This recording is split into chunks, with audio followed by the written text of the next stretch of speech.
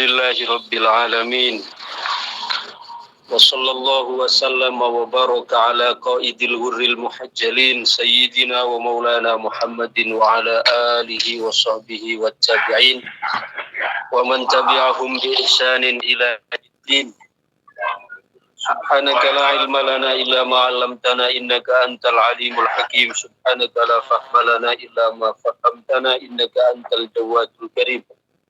Allahumma inni qad abra'u ilai min hawli wa quwwati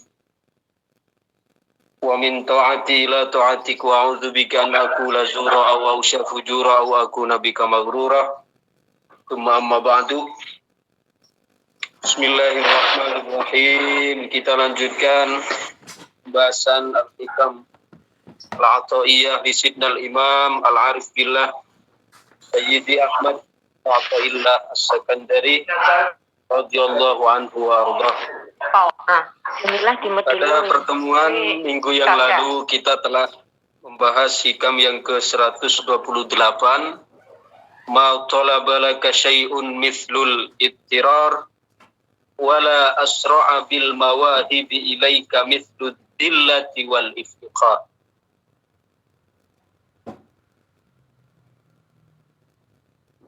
Allah tidak menuntut kepadamu terhadap sesuatu melebihi ittirar. Perasaan, kesadaran kita merasa apa ittirar itu? Emergensi. Betul-betul merasakan kebutuhan, keperluan yang sangat kepada Allah Subhanahu wa taala. Wala asra'a bil mawahibi, dan tidak ada yang lebih cepat untuk mendapatkan anugerah dari Allah Subhanahu wa taala mithlu dzillati wal iftikar, semisal kita merasa rendah dan merasa perlu dengan Allah. Gambaran umumnya kemarin saya memberikan ilustrasi atau analogi.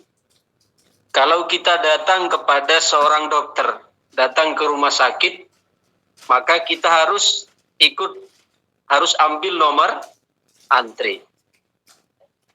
Tapi ada di antara pasien yang tidak perlu untuk ambil nomor antri. Kapan? Ketika betul-betul dalam keadaan emergensi. Atau misalnya di rumah sakit orang antri jam 7 sudah ambil nomor antrian 1, 2 dan seterusnya. Sudah sampai 100 nomor yang sudah dipegang oleh masing-masing pasien yang ingin periksa ke dokter. Tiba-tiba ya ada ambulan datang membawa orang yang habis kecelakaan, yang sudah koma, ya, atau orang yang terkena serangan jantung. Maka ambulan yang baru datang ini pasiennya kira-kira masih perlu ikut antrian boten? Boten, tapi bahkan walaupun dia datang akhir, dia akan didahulukan. Kenapa? Karena datang dengan penuh iftikar, penuh ittirar. Datang dengan artinya memerlukan penanganan khusus. Nah, kita jika ingin mendapatkan penanganan khusus dari Allah, harus seperti itu juga. Jadilah pasien yang emergensi. Jadi, mudahnya pemahaman seperti itu. Kemudian sekarang kita lanjutkan hikam yang ke-29. Itu yang tadi kita hanya mengulang secara ringkas pembahasan hikam yang lalu sebelum kita masuk kepada hikam yang ke-129. Bismillahirrahmanirrahim. Lau annaka la tasilu ilaihi illa ba'da fana'i masawika wa mahwi da'awika lam tasil ilaihi abadan. Walakin idza arada ayyusilaka ilaihi satara wasfaka biwasfih wa ghatta na'taka bina'tih fa wasalaka ilaihi bima minhu ilaika la bima minka ilaika.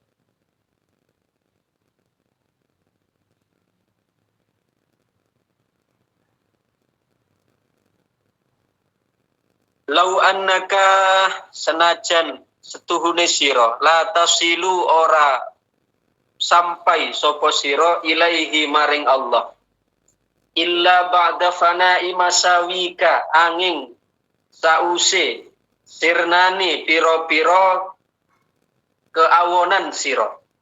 Wa mahwi da'awika lan ngapus piro-piro pengakuan sira. Lam tasil mungko ora bakal sampai sapa sira ilaihi maring Allah abadan ing dalam selawase. Engkau tidak akan sampai kepada Allah kecuali setelah fana. Fana maknanya menghapus semua keburukan-keburukan dan menghapus semua kelaiman-kelaiman. Kelaiman artinya pengakuan merasa mampu, merasa memiliki, pokoknya kelaiman-kelaiman ananiyah itu selagi masih ada, masih bersarang, maka itu tidak akan sampai kepada Allah selamanya. Walakin idza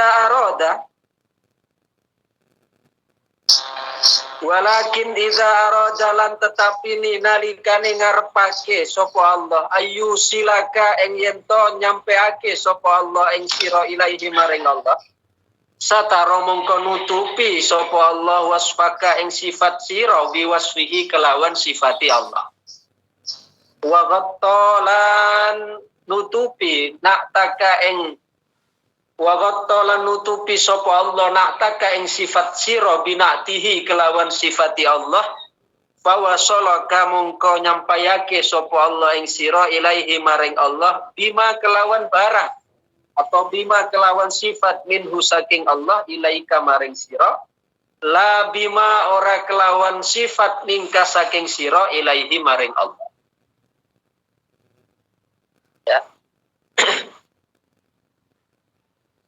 Jika Allah menghendaki kita untuk sampai kepadanya, sampai di sini maknanya wasala ila ma'rifatihi, wasala ila kurbihi. Sampai kepada makrifat pada Allah, mengenal Allah, dekat dengan Allah. Walaupun dekat dengan Allah, tentu bukanlah laisa al-kurbu kurbul masafah. Kedekatan dengan Allah di sini bukanlah dekat jarak. Di annallaha laisa bimakan wala bimahal. Karena Allah tidak bertempat, tidak berjarak. Maka kalau dikatakan dekat dengan Allah, yakni adamul mukhalafah, tidak adanya resistensi, ya, tidak adanya penolakan, tidak adanya mukhalafah, selalu bersekemauan, ya, selalu bersekemauan dengan Allah. Itu yang dimaksud dengan al-qurbu minallah, dekat dengan Allah. Kalau Allah ingin mendekatkanmu kepadanya, maka Allah akan menghapus sifat-sifatmu. Sifat-sifat kita apa? Sifat-sifat kita yang selalu lalai dengan Allah. Maka dihapus dengan sifat Allah. Kita dijadikan orang yang selalu ingat. Ya. Kemudian kita dari yang sebelumnya menjadi orang yang selalu ghaflah. Kemudian dihapus oleh Allah dengan sifatnya. Sehingga kita selalu tanabbah, selalu terjaga. Jadi berarti kita dapat mengenal Allah, sampai kepada Allah, makrifat dengan Allah itu juga dengan bantuan Allah. Ya, seperti ilustrasi yang sering saya sampaikan, kalau kita melihat ya bulan purnama, indahnya bulan purnama itu juga dengan bantuan bulan purnama itu sendiri. Ya, kita dapat melihat indahnya bulan purnama ya dengan cahaya bulan purnama. Jelas? Begitu juga kita dapat mengenal Allah itu dengan bantuan Allah, bukan dengan bantuan kita. Karena kita tidak memiliki kekuatan apapun. Makanya kenapa kita diberikan satu tuntunan di dalam taat, kita disuruh mengatakan la haula wala quwata illa billah. Coba dalam panggilan azan itu. Dalam panggilan azan Allahu Akbar, kita jawabnya apa? Sama, Allahu Akbar, Allahu Akbar. Asyhadu an la ilaha illallah, jawabnya apa? Asyhadu an la ilaha illallah. Asyhadu anna Muhammadar Rasulullah, jawabnya apa? Sama, asyhadu anna Muhammadar Rasulullah. Tapi ketika dua hayya ala, baik hayya 'alas shalah maupun hayya 'alal falah. Kenapa itu kok beda jawabnya? Ya. Hayya 'alas shalah, kenapa kita tidak jawab juga hayya 'alas shalah? Hayya 'alal falah, kenapa tidak juga jawabnya hayya 'alal falah? Padahal ketika Allahu Akbar lagi, jawabnya Allahu Akbar lagi. Ya. Mulai dari Allahu Akbar, jawabnya Allahu Akbar. Syahadu an la ilaha illallah, jawabnya syahadu an la ilaha illallah. Syahadu anna Muhammadar Rasulullah, jawabnya syahadu anna Muhammadar Rasulullah. Allahu Akbar, jawabnya Allahu Akbar lagi. Tapi giliran hayya 'alas sholata ini, yakni hayya 'alas sholah dan hayya 'alal falah, itu jawabnya tidak sama dengan panggilannya. Hayya 'alas sholah, jawabnya la haula wala quwata illa billah. Hayya 'alal falah, jawabnya juga la haula wala quwata illa billah. Kenapa? Karena kita tidak bisa untuk menunaikan sholat, tidak dapat untuk mendapatkan falah, kebahagiaan, kesuksesan, kecuali dengan bantuan Allah. Kecuali dengan bantuan Allah. Bukan dengan kekuatan kita. Bukan dengan kemampuan kita. Kita tidak punya kekuatan apapun. Ya. Salah satu contoh dalam ibadah sehari-hari saja. Kalau kita memiliki kekuatan dalam melakukan ibadah atau meninggalkan maksiat. Dalam puasa saja contoh. Puasa, orang bisa puasa, itu bukan kemampuan dirinya. Tapi itu menunjukkan kemampuan taufik dari Allah. Ya kan? Banyak orang muslim, mengaku muslim, KTP Islam. Secara fisik kuat, fisik kekar. Ya. Dia angkat beban berat kuat, tapi puasa enggak? Tidak pernah puasa. Coba, padahal ada orang di sisi lain, ada orang sakit-sakitan. Tapi ketika Ramadan dia mampu puasa. Ya. Sedangkan di sisi lain yang orang tekar tadi, sehat badannya, fisiknya kuat, angkat beban berat. Tapi puasa tidak kuat. Hanya karena tidak diberi taufik, tidak diberi kekuatan oleh Allah Subhanahu wa Ta'ala. Bu Martini mau menunjukkan bahwa Bu Martini. Kekuatan itu adalah dari Allah Subhanahu wa Ta'ala. Ya, maka ketika hayya 'alas shalah dan hayya 'alal falah itu kita menjawabnya dengan hauqalah, la haula wala quwata illa billah. Jadi Allah menyampaikan kita kepadanya untuk dekat dengannya itu dengan bantuan Allah. Ya. Ibaratnya kekurangan-kekurangan kita ditutupi oleh kelebihan Allah. Kekurangan-kekurangan kita ditutupi oleh kelebihan Allah. Sehingga kita menjadi orang yang selamat, menjadi orang yang sukses, menjadi orang yang namanya Allah yang menutupi. Betapa indahnya jika kekurangan yang kita miliki ditutupi oleh kelebihan Allah Subhanahu wa Ta'ala. Ibaratnya kita sekarang belanja ke supermarket misalnya. Kita bawa uang 500.000. Ya. Ketika masuk ke supermarket, ambil ini, ternyata ketika ke kasir habis 2.500.000. Uang yang dibawa hanya 500.000. Ya. Ketika masuk ke kasir, totalan 2.500.000. Kalau mengandalkan uang kita cukup enggak untuk membawa pulang barang-barang yang sudah saya masukkan troli? Enggak cukup. Hanya 500.000 berarti padahal totalnya 2.500.000. Berarti hanya berapa persennya? Ya. Tapi kalau kata kasirnya, sudah Pak, untuk ya, sudah bawa saja oleh sampean punya uang berapa? 500.000. Sudah sini 500.000. Ya. Kemudian yang sisanya biar nanti saya yang nutupi. Akhirnya satu troli yang dia ambil tadi dari rak perbelanjaan bisa enggak dibawa pulang? Bisa. Berarti bawa pulangnya dia barang sebanyak itu karena uang yang dia bawa ataukah karena ditutupi oleh kasir? Ditutupi oleh kasir. Nah, demikian juga ya pendekatannya, analoginya, kita datang kepada Allah bukan dengan kemampuan kita. Tapi kita dapat ya mendapatkan itu semua karena ditutupi oleh Allah. Seperti tadi, kita belanja ke kasir dengan total ya perbelanjaan itu adalah 2.500.000, padahal kita hanya bawa uang 500, kita hanya bayar 500 tapi dapat membawa perbelanjaan ya berapa? 2.500.000 karena yang 2 juta ditutupi oleh kasir. Berarti kasir yang baik.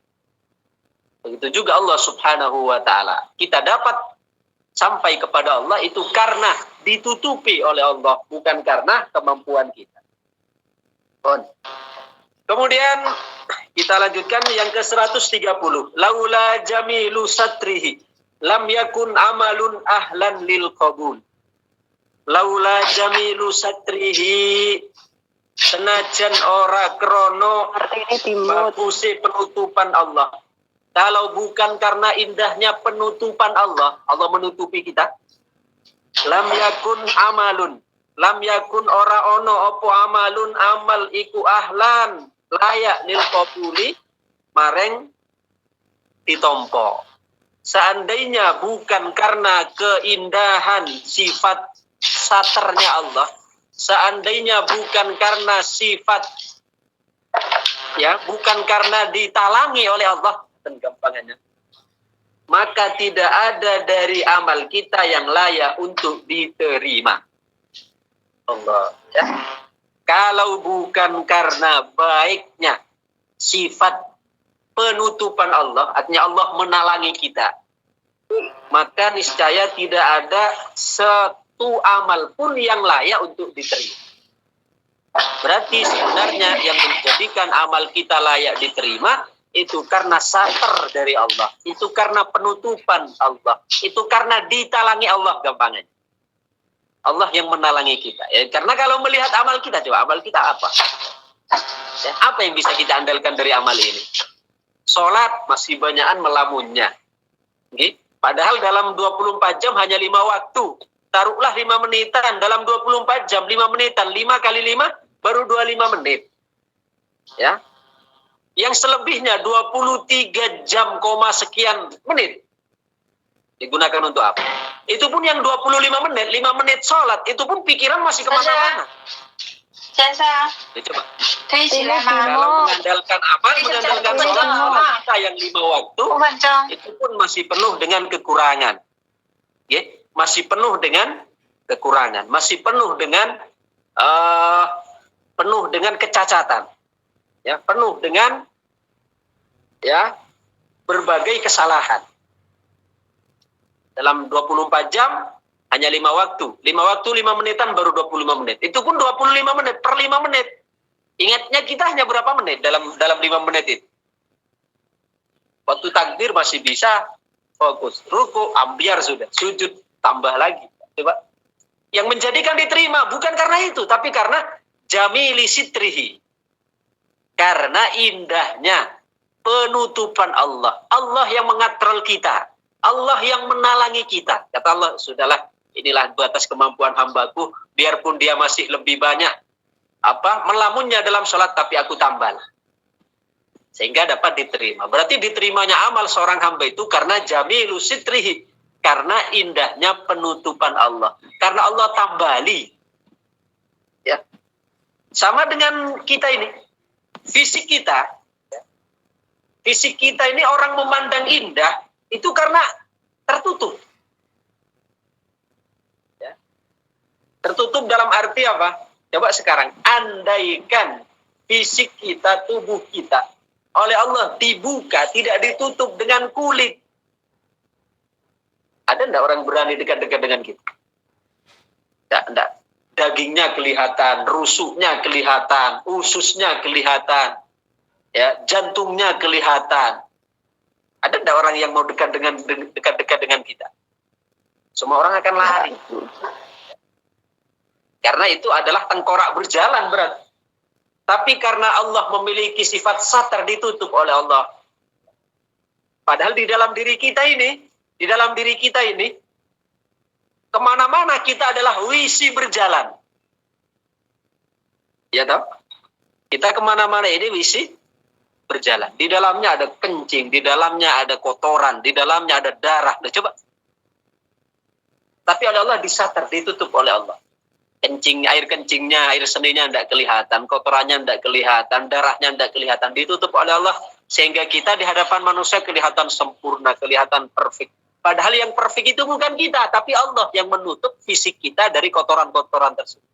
Andai dibuka oleh Allah, kotoran ditampilkan, air kencing ditampilkan, usus ditampilkan, rusuk ditampilkan, tulang-tulang semua ditampilkan. Saya yakin tidak akan ada seorang pun yang mau mendekat dengan kita. Nah, berarti yang agung itu adalah apa? Kita yang gagah atau karena Allah menutupi fisik kita dengan itu semua? Allah yang menutupi. Allah yang menutupi. Sama dengan amal. Amal kita, ibadah kita, ketika diterima, bukan karena kita yang hebat, tapi karena Allah yang menutupi kekurangan-kekurangan amal kita. Bahkan Ibnu Athaillah Sakandari, beliau di dalam kitabnya Jala'ul Khawatir, menyebutkan, ada sholat yang semestinya itu tidak diterima oleh Allah. Ya, semestinya sholat tersebut yang dilakukan oleh hamba itu tidak diterima. Tapi oleh Allah Subhanahu wa ta'ala kemudian dikatrol, kemudian diterima, itu dikarenakan oleh istighfar yang dilakukan setelah sholat. Dicoba. Semestinya ibadahnya, sholat itu yang dilakukan. Saya sholat zuhur misalnya. Semestinya sholat itu tidak diterima oleh Allah. Karena saya banyak melamunnya, karena saya banyak lalainya. Semestinya tidak diterima, tidak dicatat sebagai amal yang makbulah. Tapi akhirnya oleh Allah Subhanahu wa ta'ala ditulis makbul, itu dikarenakan kita setelah sholat itu masih membaca istighfar dengan penuh kerendahan hati. Astaghfirullahaladzim, la ilaha illa huwal hayyul qayyum wa atubu ilaih. Dengan penuh kerendahan hati, maka Allah yang semula, ya, sholat yang kita lakukan itu tidak diterima karena Allah melihat tulusnya ketika kita istighfar, akhirnya ditutup oleh Allah. Berarti yang menjadikan ibadah kita itu diterima bukan karena sholatnya. Kalau sholatnya tadi coba, Pak, tapi Allah terima karena satarnya Allah, karena ditutupi oleh Allah Subhanahu wa ta'ala. Laula jamilu satrihi lam yakun amalun ahlan lil qabul. Kalau bukan karena indahnya penutupan Allah, niscaya tidak ada suatu amal pun yang layak untuk diterima. Di annal abda mubtalan binadharihi ila nafsihi. Karena seorang hamba itu diuji dengan melihat terhadap dirinya sendiri. Ujub. Ya.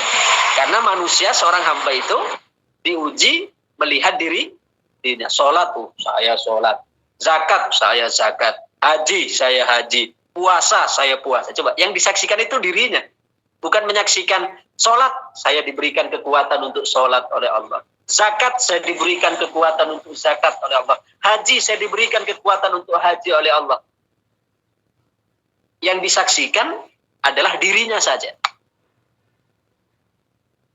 Coba, kalau yang disaksikan dirinya, layak tidak amal ini untuk diterima? Tidak layak. Maka hanya amal yang syuhud Allah, yang menyaksikan Allah, yang layak untuk diterima. Ketika sholat, Allah, alhamdulillah, Allah memberikan kekuatan saya untuk sholat. Ketika zakat, alhamdulillah, semua ini kekuatan dari Allah memberikan kekuatan saya untuk zakat. Ini Allah yang disaksikan dalam ibadahnya, yang disaksikan dalam apa? Yang disaksikan dalam ketaatannya itu adalah Allah Subhanahu wa ta'ala. Di annal abda mubtalan binadharihi ila nafsihi wa farhihi bi amalihi min haitsu nisbatuhu ilaih. Dan dia girang dengan amal dan disandarkan kepada dirinya. Merasa itu sebagai prestasinya, merasa itu sebagai jeripayah. Hingga disitulah ya muncullah ujub, muncullah berbangga diri karena melihat itu sebagai jeripayah. Muncullah riya, muncullah sombong, bermunculan semua. Berakar dari mana? Berakar dari melihat terhadap dirinya. Coba kalau orang menyaksikan ibadahnya itu melihat Allah. Sholatnya menyaksikan itu kemampuan dari Allah, pertolongan dari Allah, kekuatan dari Allah. Tidak akan mungkin ada riyaknya, ada ujubnya, ada sombongnya, ada sum'ahnya. Kenapa? Wong itu kemampuan Allah, bukan kemampuan kita. Wa syuhuduhu haulahu wa quwwatahu alaih. Menyaksikan itu kekuatannya, kemampuannya. Wa qad yaksufu hijabuhu, sehingga hijabnya itu semakin tebal, semakin tebal, semakin tebal. Ya, fayura'i bihi, sehingga dengan ibadahnya itu melahirkan dia ingin dipuji. Wa yatlubu hamdan nasilahu, menginginkan orang-orang mengapresiasi. Ketika dipuji maka dia akan menjadi lebih semangat lagi. Begitu dicaci dia akan menjadi melempem. Jadi belum beramalnya itu belum menyaksikan Allah. Wa yatlubu hamdan nasil wa hadza kulluhu minasyirkil khafi. Padahal ini semua adalah termasuk syirik yang halus. Syirik itu ada dua, ada syirik jali, ya, ada syirik khafi. Kalau syirik jali itu syirik yang kasar, yang nampak menyekutukan Allah, itu namanya syirik jali. Kalau masalah syirik jali ini Allah, Kanjeng Nabi sudah menjamin.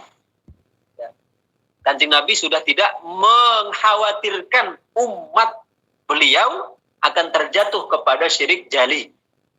Menyembah selain Allah, sudah selesai urusannya. Maka sangat heran sekali kalau sekarang ada orang-orang yang ketika ada orang ziarah kubur dikatakan apa? Wah, syirik. Karena itu menyembah selain Allah. Padahal Kanjeng Nabi sebagai pembawa syariat sudah menjamin umat Kanjeng Nabi tidak akan terjatuh kepada kesyirikan. Kenapa ada orang sekarang melihat orang lain ziarah dikatakan syirik? Untuk syirik jali menyembah selain Allah sudah selesai. Cuma masalah syirik khafi ini yang belum ada jaminan, bahkan yang banyak menjangkit di kalangan kita. Apa syirik khafi? Itu tadi, beramal ingin dipuji orang, beramal ingin mendapatkan apresiasi dari orang, beramal lah. Ini namanya syirik khafi. Syirik yang tersembunyi, syirik yang halus.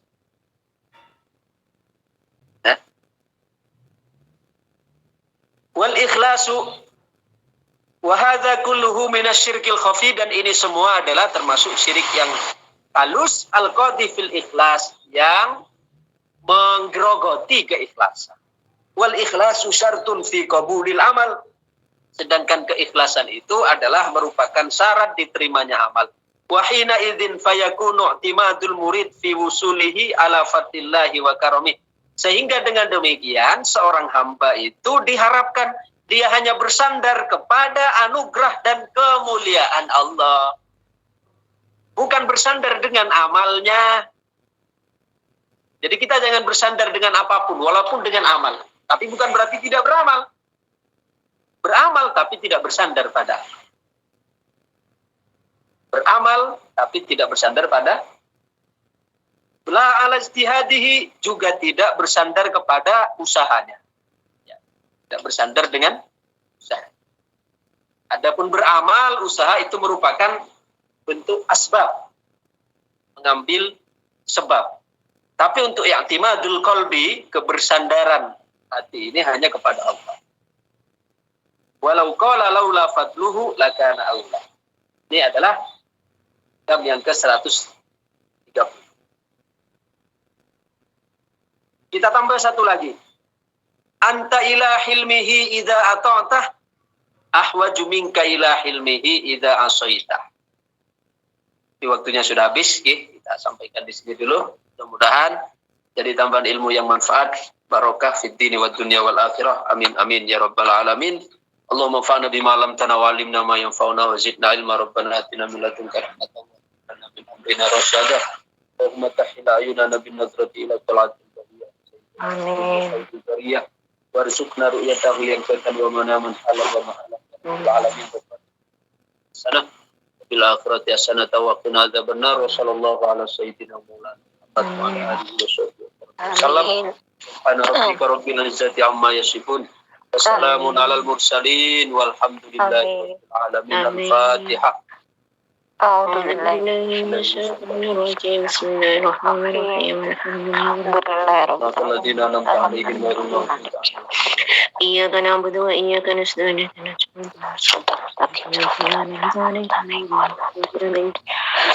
Terima kasih. Assalamualaikum warahmatullahi wabarakatuh. Waalaikumsalam warahmatullahi wabarakatuh.